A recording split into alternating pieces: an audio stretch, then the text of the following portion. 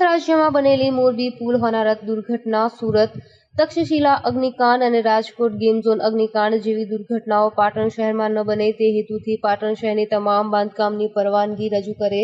layout મુજબ કરવામાં બાબતે અને જો લેઆઉટ મુજબ બાંધકામ ન હોય તો સત્વરે દૂર કરવા બાબતે ચીફ ઓફિસરને આવેદનપત્ર આપવા શહેર કોંગ્રેસના કાર્યકરો પહોંચ્યા હતા, પરંતુ ચીફ ઓફિસર હાજર ન હોવાના કારણે શહેર કોંગ્રેસ દ્વારા પાલિકાઓ